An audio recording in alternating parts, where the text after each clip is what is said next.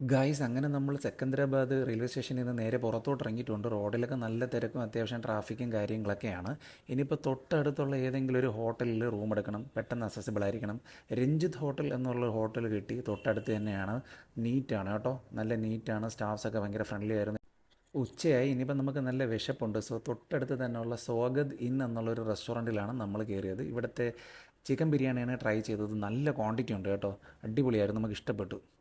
Food കഴിച്ച് തീരാറായി. ഇനി നമുക്ക് ഹിമായത് സാഗർ എന്നുള്ള സ്ഥലത്തോട്ട് പോകണം. ഒരു യൂബർ ടാക്സി ബുക്ക് ചെയ്തു, പക്ഷേ വന്നതിൻ്റെ കോലം കണ്ട ഒട്ടും വൃത്തിയില്ല, പുറവും വൃത്തിയില്ല, അകവും വൃത്തിയില്ല. ഒരു കാശ് വാങ്ങുന്നില്ലേ, കുറച്ചൊക്കെ വൃത്തിയായിട്ട് മെയിൻറ്റെയിൻ ചെയ്തൂടെ. ഹൈദരാബാദിലെ സെക്രട്ടേറിയറ്റാണ് നിങ്ങളിപ്പോൾ സൈഡിൽ കാണുന്നത് കേട്ടോ. സിറ്റി ഒരു രക്ഷയില്ലാത്ത സിറ്റിയാണ് കേട്ടോ, പറയാതിരിക്കാൻ പറ്റത്തില്ല. കിലോമീറ്ററുകളോളം ഇങ്ങനെ നീണ്ടു കിടക്കുവാണ് ഈ സിറ്റി. എന്ന് പറഞ്ഞാൽ ഫുള്ള് ഫ്ലൈ ഓവേഴ്സും വമ്പൻ ബിൽഡിങ്സും, ഒരു രക്ഷയില്ല. ആ ഒരു യാത്ര ഒന്ന് അനുഭവിച്ച് തന്നെ അറിയേണ്ടതാണ്. ഇപ്പം നമ്മൾ ഏകദേശം NIPHM എന്നുള്ള ആ ഒരു ഇൻസ്റ്റിറ്റ്യൂട്ടിൽ എത്തിയിട്ടുണ്ട്, വിവേകിൻ്റെ ഒരു ആവശ്യമായിട്ട്.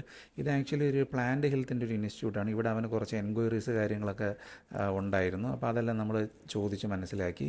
എന്നിട്ട് ചുമ്മാ ചുറ്റി ഒന്ന് കറങ്ങി കാണുവാണ് ഇവിടുത്തെ കാര്യങ്ങളൊക്കെ. സോ ഇനി നമ്മൾ ഇവിടെ നിന്ന് ഇറങ്ങിയിട്ട് നേരെ ചാർമിനാർ പോവുകയാണ് കേട്ടോ. അതിൻ്റെ വിശേഷങ്ങൾ നമുക്ക് അടുത്ത വീഡിയോയിൽ കാണാം.